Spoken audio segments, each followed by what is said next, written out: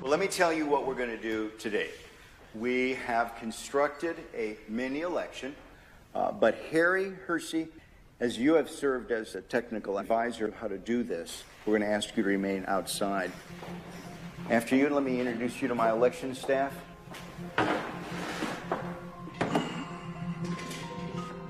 To ensure that we've not prepared some sort of a device that has been pre-rigged, pick the number, and then we'll grab that unit, and that will be the device that we will count the ballots on. I just feel like this is the one. Okay, and the winner is Unit 15191. 5191.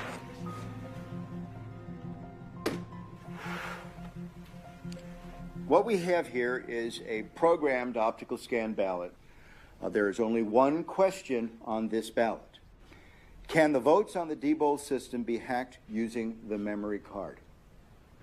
I have only touched the memory card, not the other parts of the Diebold election system, which is going to be used today. Only the memory card. And I can certainly speak for myself and Harry, and that we're going to vote yes. All right, then let's have the rest of us vote no. Two individuals, Hugh and Harry, will be voting yes. The rest of us will be voting no. And then we'll scrutinize the ballots afterwards to ensure that that is indeed the mark. I will say that I'm wrong and Diebold is right, and I'm going to say no, they cannot be hacked. It's impossible. So I'd vote no. I'm going to film myself voting. Excuse me. I'm going to mark this ballot no.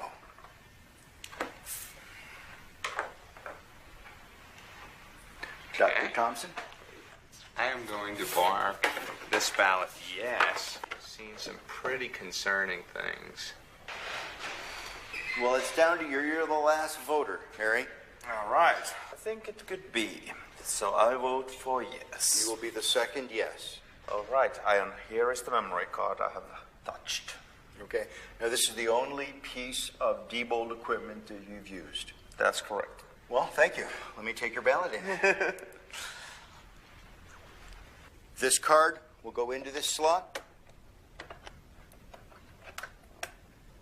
The next activity that the election worker does on the morning of the election is turn the machine on, making it live to receive votes. When you do that, this machine will produce what is called a zero total tape. The machine is going through a self-test analysis, and then it'll spontaneously turn on.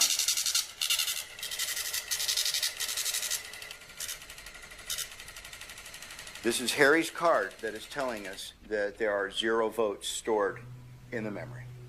Okay, let me get the ballots. Let's insert a yes ballot. We're going to put in another no. 7. And the last no ballot, 8. Placing the ender card in this device and telling it to turn off its counting function and do its reporting function will now cause the voting machine to print out a tape reading the number of votes that it had just read.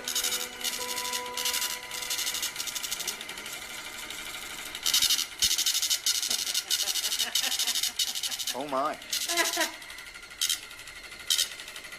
Oh no! What is it? 7 yes, 1 no. Oh my gosh! Oh my gosh! Let me see. Here's the tape. 7 people said it could be hacked. And we put through 6 and 2. 6 no's no's and 2 2 yeses. Oh my gosh! Do you know what this means? How do we know that Harry didn't just change the report and the votes themselves on the memory card are still correct? If that was the case, when they go into GEMS, the results would be different. Isn't that right? I mean, the only way to know that is to read them into GEMS and to check the vote totals. See what GEMS says. Should we do that? I think we should, because I want to confirm for my own analysis Is this just a superficial? Right, that's a good hack? In other words, question. Did we just change the words on this paper? And we will upload this memory card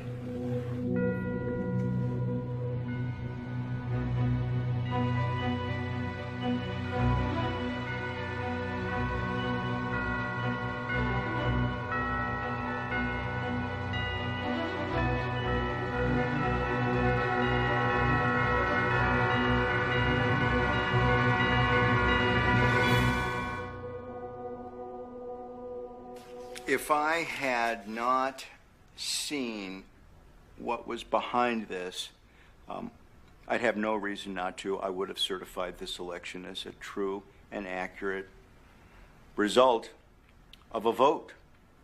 Susan, what does this mean to you? Makes me cry. I'm sorry, but it does. Why? Why? There's so many reasons. The reasons because there are people out there who are giving their lives to try to make our elections secure, and they're being called conspiracy theorists and technophobes, and these vendors are lying and saying that everything's all right, and it's not all right. And I'm crying because I'll quote somebody that I know who said that it's as though our country is one country pretending to be another country. How can this be happening to our elections? This really does affect me.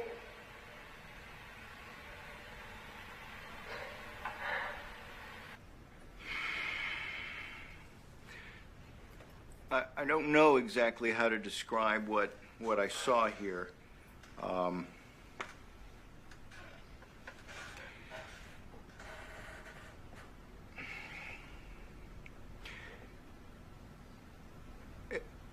I think we, as election officials, need to be a little bit more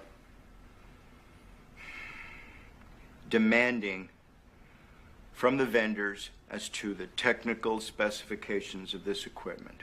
The vendors are driving the process of voting technology in the United States. I would much rather, at this point, I think, focus on allowing citizens to select technology that satisfies their needs